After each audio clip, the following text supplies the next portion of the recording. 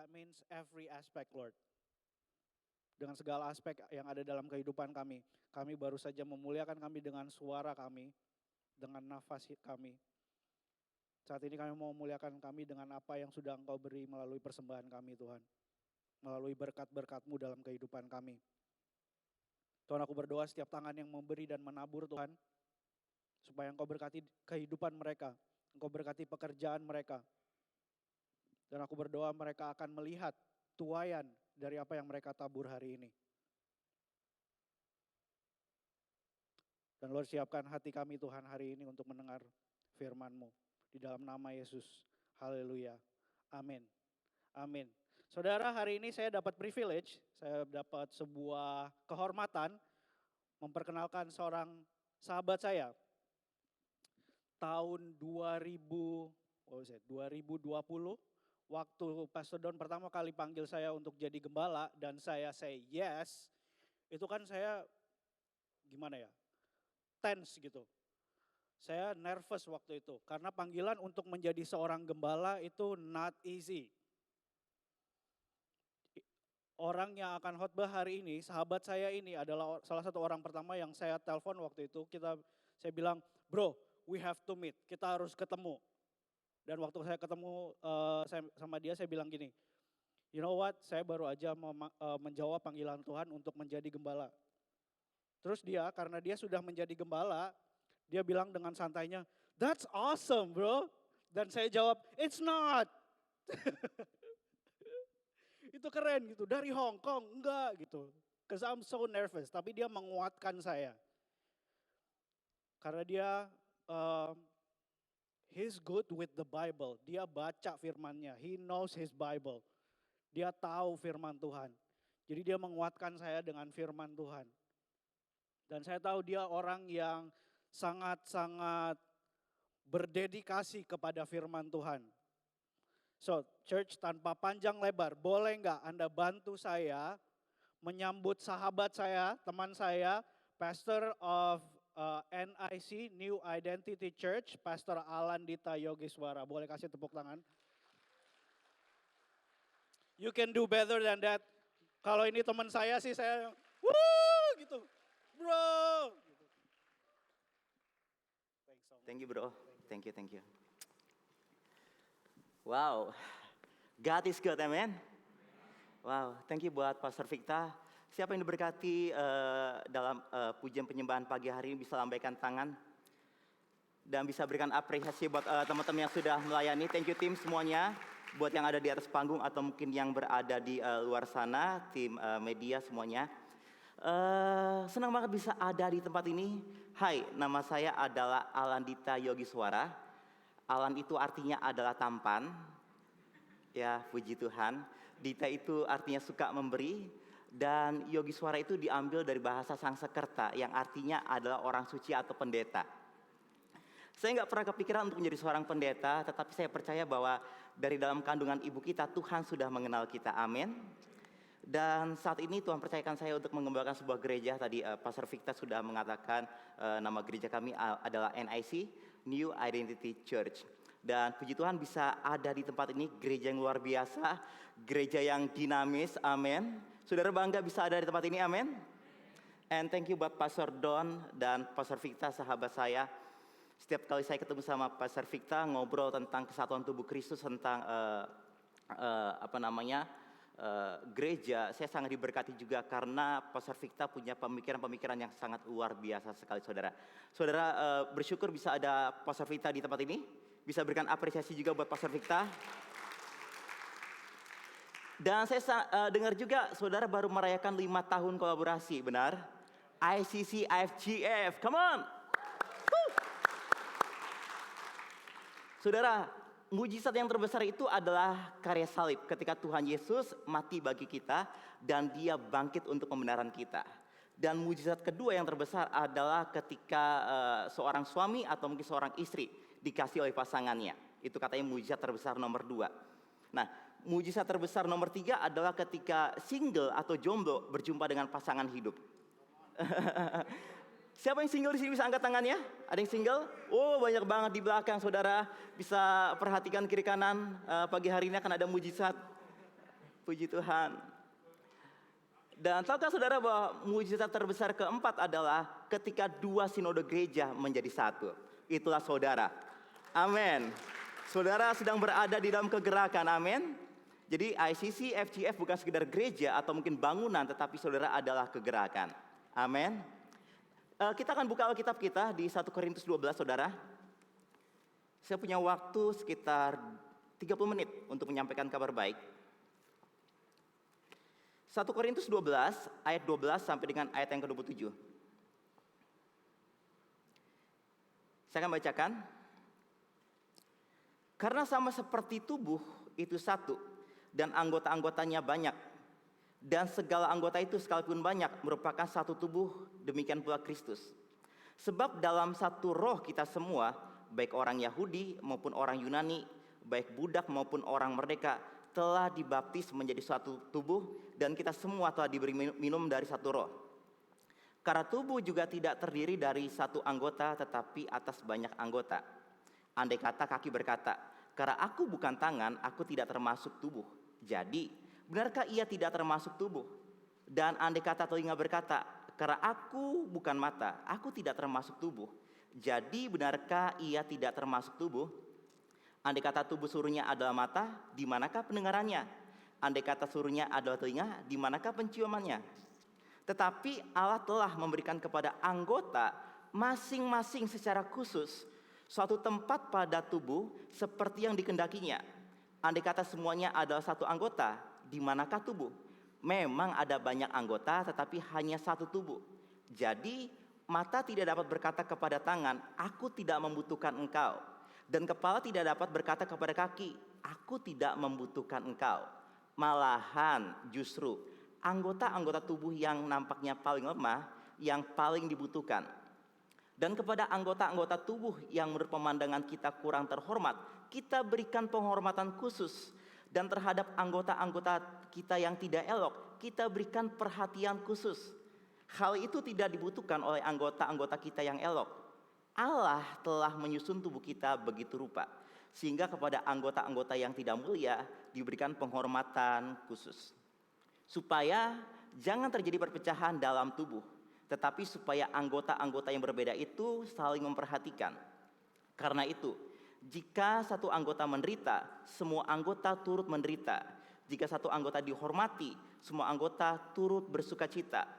Kamu semua adalah tubuh Kristus dan kamu masing-masing adalah anggotanya. Mari kita berdoa sekali lagi. Bapa, terima kasih buat pagi hari ini Bapa. Terima kasih buat anugerah kasih karunia kami terima di dalam Kristus. Saat ini Bapa, kami ingin mendengarkan kabar baik.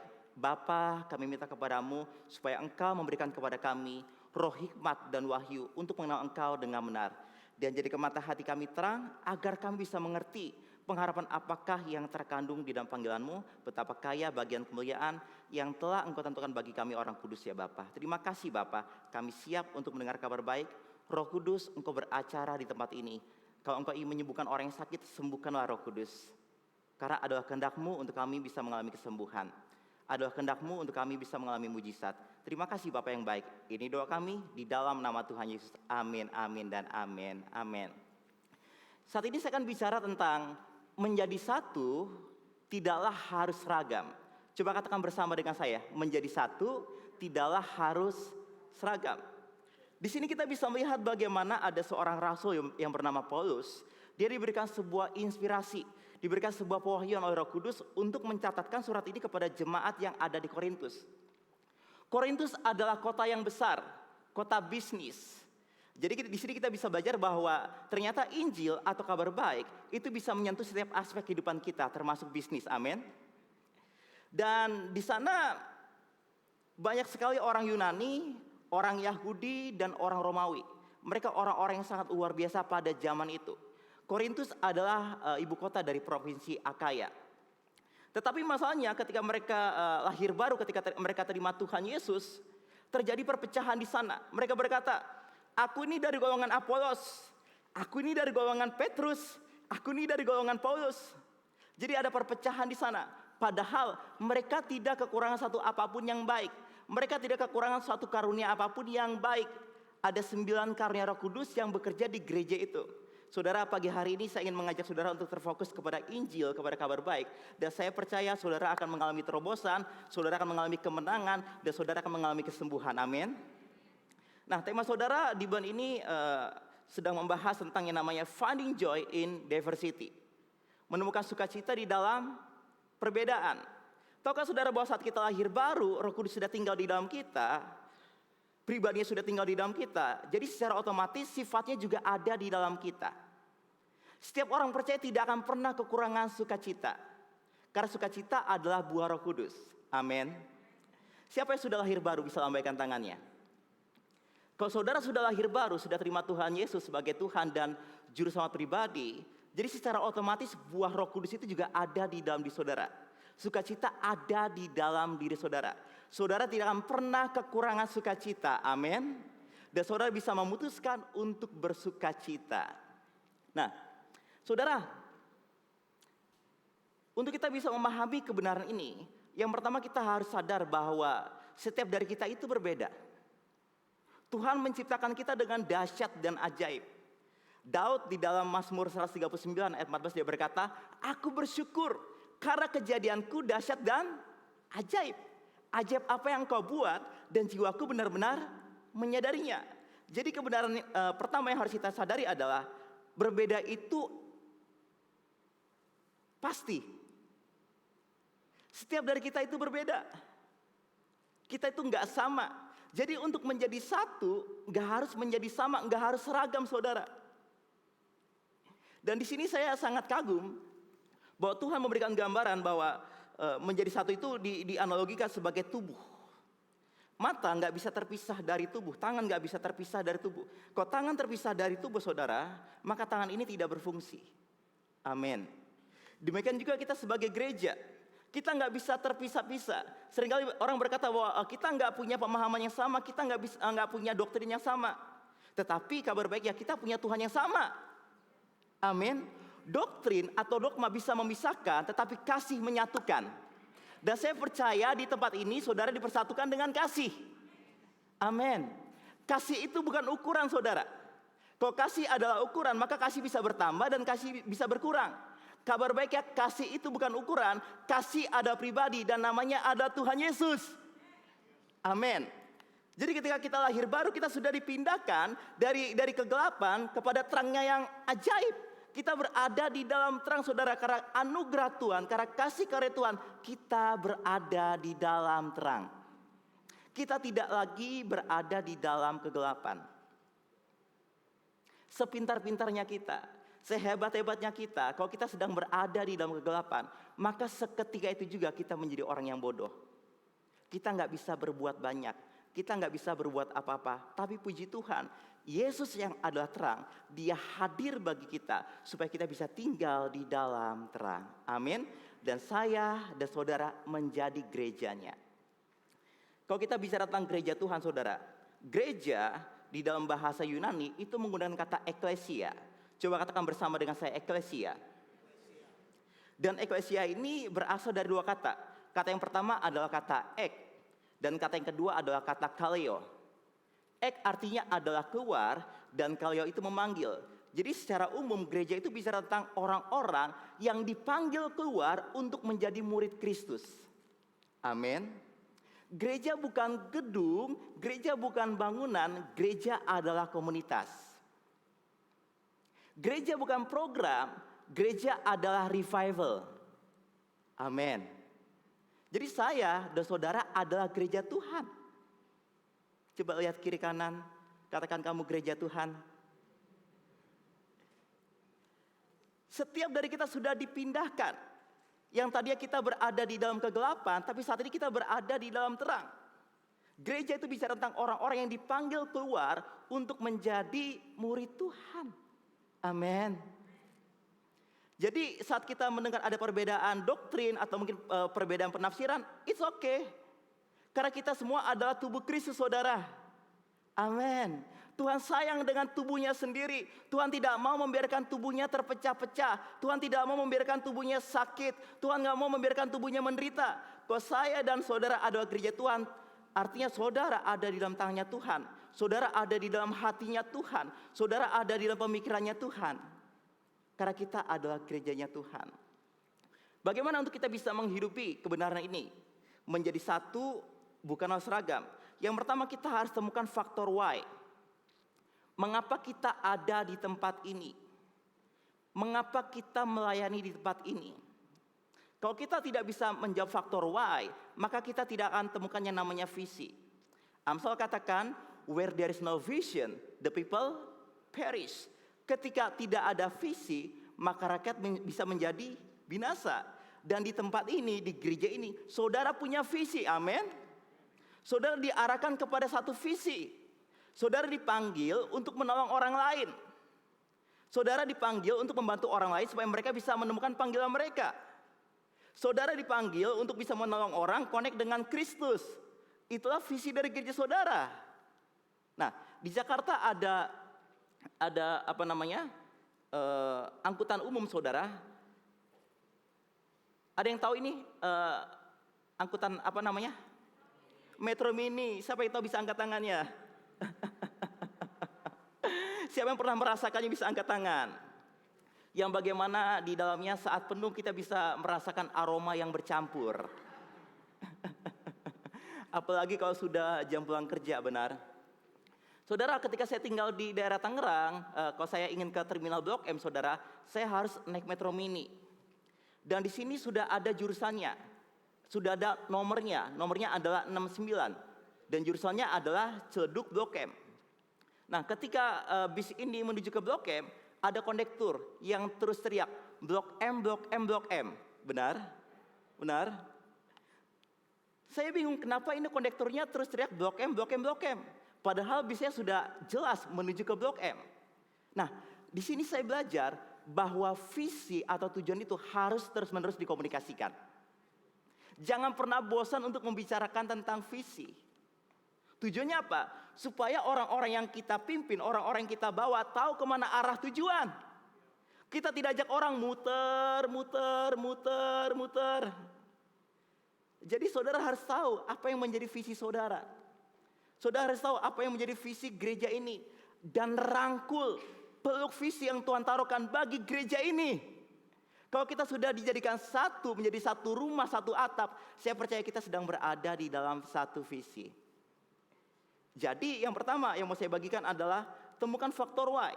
Kalau kita sudah bisa menjawab kenapa kita ada di tempat ini, kenapa kita melayani, kenapa kita bisa memberi, kenapa kita bisa menabur, saya percaya kita sudah mendapatkan sebuah visi. Amin. Dan buat para pemimpin di tempat ini, jangan pernah bosan untuk mengkomunikasikan visi. Terus bicarakan visi supaya orang-orang yang kita pimpin tahu arahnya kemana nih, gereja ini mau dibawa kemana. Jangan mau kalah sama kondektur. Kondektur terus mengkomunikasikan visinya. Blok M, Blok M, Blok M. Dan saya pernah melihat ada orang yang salah. Padahal bis ini sudah jelas menuju ke Blok M. Dan kondekturnya sudah bicara, sudah ngomong Blok M, Blok M, Blok M. Tapi masih ada aja orang yang salah naik bis. Dia berkata, "Bang, mobilnya ini enggak ke Tanjung Priuk ya?" "Bukan, saya sudah bilang Bu, ini Blok M, bukan Tanjung Priuk." Jadi untuk memastikan bahwa saudara sedang berada di satu visi, saya ingin memastikan apakah saudara bisa menangkap visi dari gereja ini? Apakah saudara tahu visi dari gereja ini? Amin. Komunikasikan kepada orang-orang yang ada di sekitar kita. Komunikasikan kepada CG kita. Amin. Jadi untuk kita bisa memahami kebenaran ini, bahwa menjadi satu itu enggak harus seragam. Kita harus temukan faktor why. Yang kedua, untuk kita bisa mengerti atau mungkin kita bisa menghidupi kebenaran ini. Yang kedua, kita harus tahu tentang identitas kita. Siapa kita di dalam Kristus? Siapa kita di dalam Kristus? Di dalam 2 Korintus 5 ayat 17 dikatakan apa? Jadi siapa yang ada di dalam Kristus, ia adalah ciptaan yang baru. Yang lama sudah berlalu, sesungguhnya yang baru sudah datang. Dulu saya nggak mengerti ayat ini saudara. Saya nggak tahu maknanya apa. Karena ketika saya terima Tuhan Yesus, bentuk tubuh saya nggak berubah. Saya nggak berubah jadi orang Korea. Saya nggak berubah jadi orang Jepang. Bahasa saya juga nggak berubah. Saya nggak bisa bahasa Jepang. Kokoro karate made yesu ga subete anata dake so anata dake. Hanya itu aja, itu lagu rohani. Tubuh saya nggak berubah dan bahkan perasaan saya nggak berubah. Jadi apa yang dimaksudkan dari ayat ini? Jadi siapa yang ada di dalam Kristus, ia adalah ciptaan yang baru. Yang lama sudah berlalu, sesungguhnya yang baru sudah datang. Apa yang Paulus bicarakan di ayat ini? Ternyata Paulus sedang bicara tentang manusia rohani kita. Saya dan saudara terdiri dari roh, jiwa, dan tubuh. Saat kita lahir baru saudara, roh kita yang menjadi baru. Roh kita sempurna. Roh kita kudus dan tidak bercacat. Di dalam manusia roh kita tidak ada sakit penyakit. Di dalam roh kita ada yang namanya pengurapan. Jadi setiap orang percaya tidak akan pernah kekurangan pengurapan. Karena pengurapan juga nggak bicara tentang ukuran. Pengurapan bicara tentang pribadi, namanya adalah Roh Kudus. Jadi saat Roh Kudus sudah tinggal di dalam kita, pengurapannya juga ada di dalam kita. Amin. Jadi nggak usah ngemis-ngemis pengurapan. Pengurapan itu sudah ada. Bagian kita tinggal percaya dan melangkah berjalan bersama dengan pengurapan itu. Pengurapan yang ada di atas akan membantu kita melayani dengan kuasa. Nanti kita akan bahas di belakang. Pengurapan yang ada di dalam kita akan membantu kita untuk bisa mengerti kebenaran firman Tuhan. Amin. Jadi saya dan saudara adalah ciptaan yang baru. Kita harus mengenal identitas kita di dalam Kristus. Kita harus punya cara pandang Tuhan. Kita harus punya kacamata Tuhan. Bagaimana Tuhan melihat gerejanya. Tuhan melihat gerejanya dengan kasih yang tanpa syarat, saudara. Sekalipun gerejanya nggak sempurna secara perbuatan, tetapi kasih Tuhan bagi gerejanya tidak pernah berubah. Kasihnya sama, saudara. Kasih Tuhan nggak bertambah saat kita berbuat baik, dan kasih Tuhan tidak berkurang saat kita gagal. Jadi pastor, apakah kita akan hidup seenaknya aja? Enggak, saudara. Justru dengan kasih Tuhan, dengan kesadaran bahwa kita dikasih Tuhan, saya percaya kita bisa berkuasa atas kelemahan, kita bisa berkuasa atas dosa, dan kita bisa mengasihi orang-orang yang ada di sekitar kita. Amin. Sekalipun ada kekurangan, ya mungkin ada kekurangan, tapi kita bisa mengasihi mereka sama seperti Tuhan mengasihi mereka. Amin. Setiap dari kita adalah ciptaan yang baru. Coba katakan bersama dengan saya ada ciptaan yang baru. Yang lama sudah berlalu, sesungguhnya yang baru sudah datang. Yang kedua, kalau kita bicara tentang identitas, kita harus tahu bahwa kita adalah orang benar. 2 Korintus 5 ayat 21 dikatakan, dia yang tidak pernah berbuat dosa telah dibuatnya menjadi dosa karena kita, supaya di dalam dia kita dibenarkan oleh Allah. Jadi di mata Bapa, saya dan saudara adalah orang benar. Bukan karena perbuatan kita, bukan karena usaha kita, bukan karena persembahan kita. Jangan salah tangkap, saudara. Kita dibenarkan karena karya salib. Kita dibenarkan karena kasih karunia Tuhan, saudara. Jadi saat kita percaya kepada kasih karunia Tuhan, maka seketika itu juga kita menjadi orang benar di dalam Kristus. Orang yang sudah dibenarkan akan hidup benar. Kasih karunia dan kebenaran gak bisa dipisahkan. Kasih karunia dan kebenaran adalah satu, namanya adalah Tuhan Yesus. Amin. Kasih karunia dan kebenaran itu seperti mata koin yang punya 2 sisi berbeda. Itulah kasih karunia dan kebenaran. Jadi di dalam Kristus, saya dan saudara adalah orang-orang benar. Kita bukan lagi orang berdosa, saudara. Kita sudah dibenarkan dengan darah yang mahal, dengan darah yang kudus, dengan darah anak domba Allah. Sehingga saya dan saudara bisa dilayakkan untuk menyembah Tuhan, memanggil Dia ya Aba ya Bapa, menikmati hadiratnya, menerima berkat-berkat yang sudah Dia sediakan bagi kita semuanya. Itulah karya kasih karunia. Saya dan saudara adalah orang benar di dalam Kristus. Status kebenaran kita tidak berubah, saudara. Posisi kebenaran kita di hadapan Bapa tidak pernah berubah. Jadi saat kita gagal, kita hampiri aja tata kasih karunia. Bapa, I'm so sorry, aku gagal. Tetapi yang aku tahu bahwa Engkau sangat mengasihi aku, Engkau menerima aku, dan aku akan bangkit dari kegagalanku ini. Amin. Kenalilah identitas kita yang baru di dalam Kristus. Bahwa kita ada ciptaan yang baru, kita adalah orang benar. Berikutnya kita akan belajar tentang apa yang kita miliki di dalam Kristus. Tentang apa yang kita punya di dalam Kristus. Di dalam Kisah Para Rasul, Pasal yang pertama, ayat yang ke-8, kisah para rasul ini ditulis oleh seorang dokter, saudara. Oleh seorang tabib yang bernama Lukas. Tuhan memakai Lukas ini untuk mencatatkan kebenaran ini. Dikatakan, tetapi kamu akan terima kuasa kalau Roh Kudus turun ke atas kamu. Dan kamu akan menjadi saksiku di mana? Yerusalem, Yudea, Samaria, dan sampai ke ujung bumi. Jadi di dalam Kristus kita punya kuasa. Katakan kuasa. Nah, kata kuasa di sini di dalam bahasa Yunani itu menggunakan kata dunamis, yang artinya adalah kuasa untuk menghasilkan mujizat. Dan sudah seharusnya gereja Tuhan terbuka dengan pekerjaan Roh Kudus. Ketika saudara berkumpul di tempat ini, saya percaya ada hadiratnya, ada mujizatnya, ada kesembuhannya, ada terobosannya. Amin. Mengapa? Karena Tuhan sudah memberikan kuasa bagi gerejanya. Saya dan saudara sudah punya kuasa. Amin. Di mana? Di dalam diri kita. Nah, kita lihat lagi di dalam Yohanes pasal yang pertama. Ayat 12.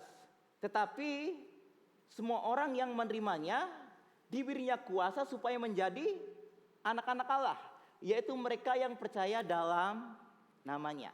Ada kata kuasa lagi di sini. Tetapi kata kuasa di sini menggunakan kata yang berbeda dari kata kuasa yang ada di Kisah 1 ayat 8. Di dalam Yohanes 1 ayat 12 ini kata kuasanya itu menggunakan kata exousia. Coba katakan bersama dengan saya, exousia. Exousia adalah hak untuk menggunakan kuasa. Jadi Tuhan bukan hanya memberikan kepada saudara kuasa, tetapi saudara juga diberikan hak untuk menggunakan kuasa itu. Amin. Jadi sebagai gerejanya, kita sudah menerima kuasa saudara di dalam Kristus. Kuasa untuk apa? Untuk menyembuhkan orang sakit. Kuasa apa? Untuk mengusir setan-setan.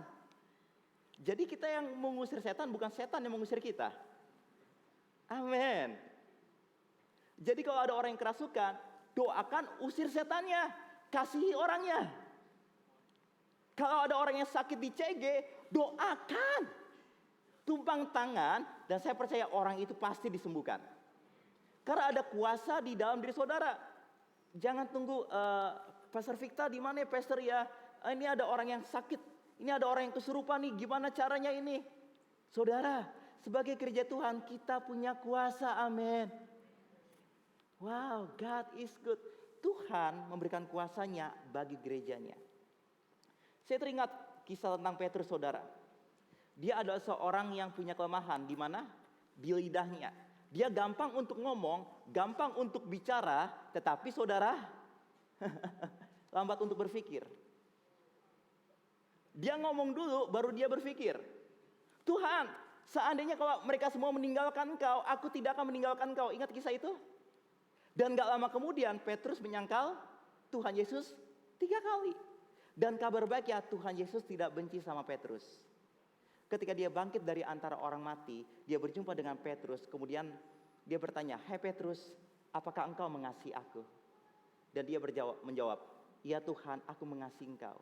3 kali Tuhan bertanya kepada Petrus untuk memulihkan rasa bersalahnya. Amin. Tuhan memakai kelemahan kita untuk kemuliaannya.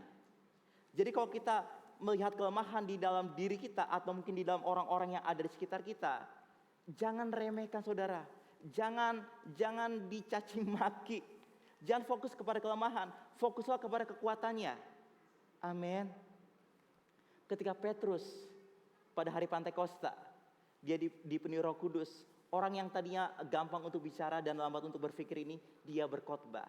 Dan tahukah saudara, ketika dia berkhotbah, 3.000 orang dimenangkan. Tuhan memakai kelemahan Petrus, yaitu di lidahnya, untuk menjadi alat kemuliaannya. Amin. Seperti yang tadi kita bahas di 1 Korintus 12. Kepada anggota yang kurang terhormat, kita kasih penghormatan khusus. Rayakan mereka. Dan bahkan rayakan keberhasilannya.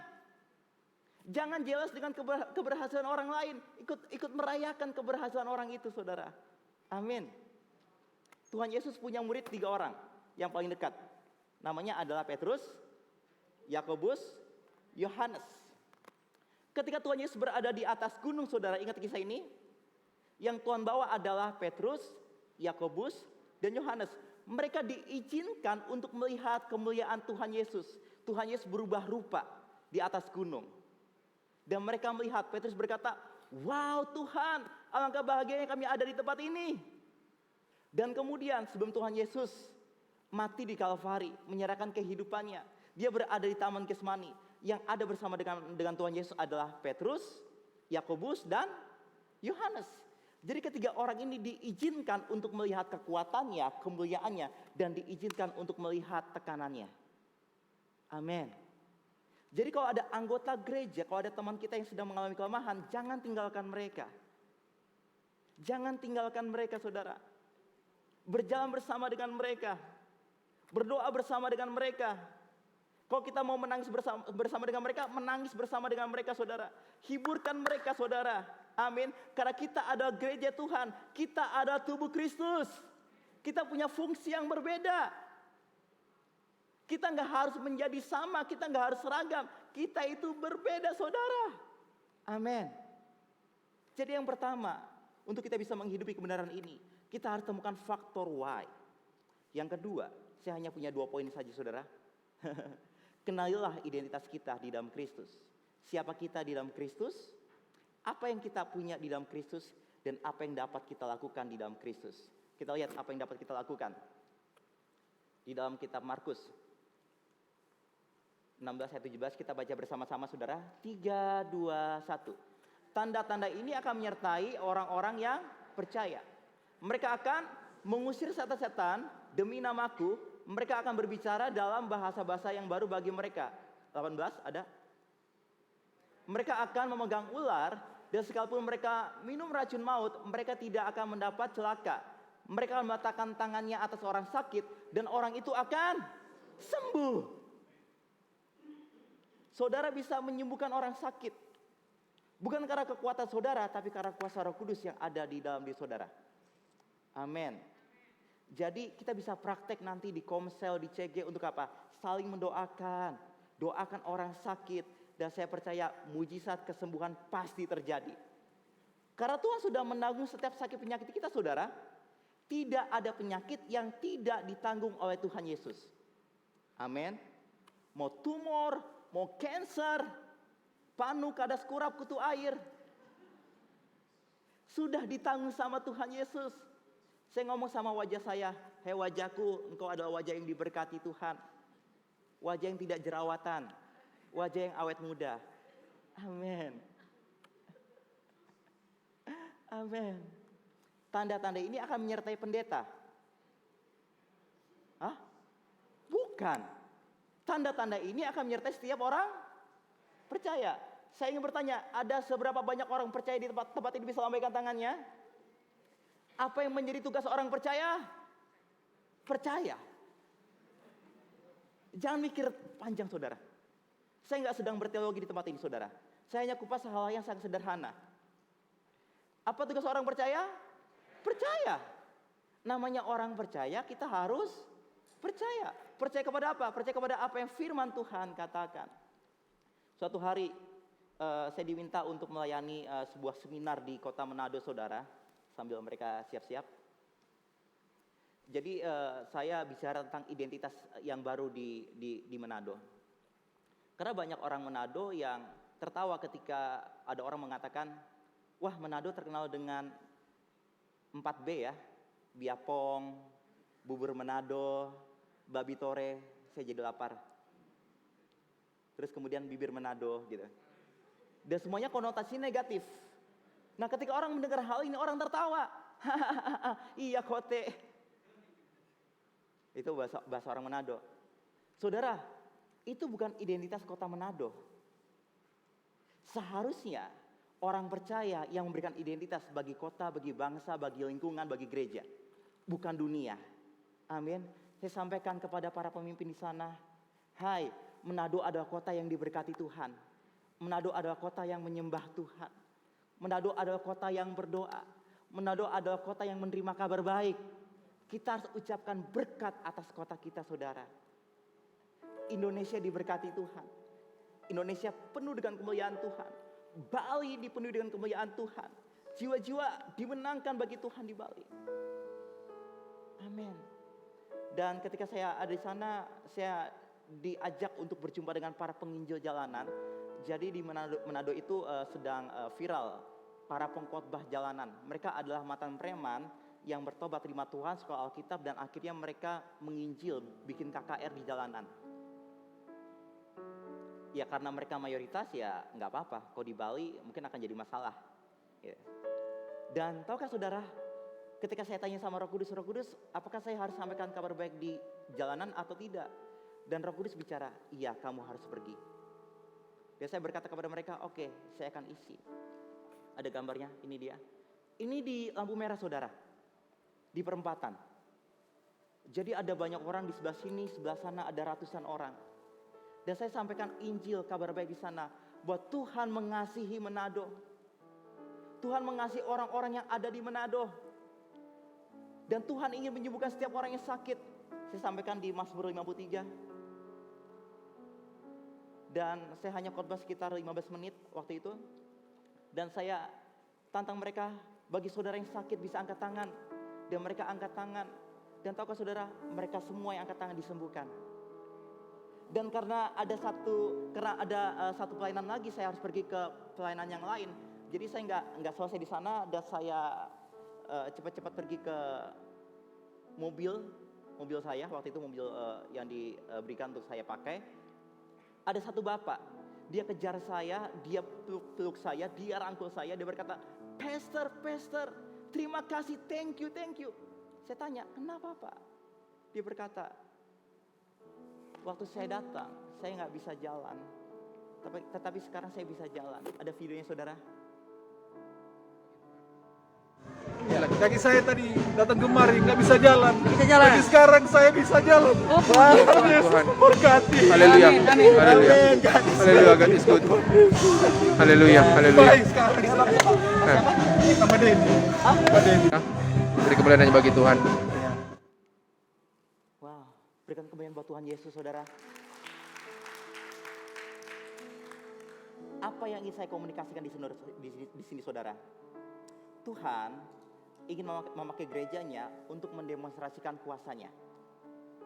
Di dalam 1 Korintus 12, Tuhan mengajar tentang karunia-karunia Roh Kudus, ada 9 karunia. Dan di 1 Korintus 14, Tuhan juga membahas tentang karunia-karunia Roh Kudus. Tetapi di tengah-tengahnya saudara, Tuhan membahas tentang kasih. Karunia kita pakai untuk menjangkau orang. Dan kasih kita pakai untuk mempersatukan. Amin. Dan kabar baik ya di dalam Kristus, kita tidak akan pernah kekurangan kasih. Karena kasih itu ada di dalam kita. Kasih ada pribadi, namanya ada Tuhan Yesus. Jadi menjadi satu enggak harus sama. Yang terpenting kita harus tahu siapa kita di dalam Kristus. Kita ini beda, tetapi kita dikasihi Tuhan. Orang-orang yang ada di samping kiri kanan kita pun juga dikasihi Tuhan. Amin. Dan saya akan berdoa buat saudara yang ingin mengalami kesembuhan, kalau saudara sakit, saya percaya pagi hari ini saudara akan terima kesembuhan di dalam Kristus, karena Tuhan sudah menanggung sakit penyakit kita. Amin. Mari kita berdiri saudara.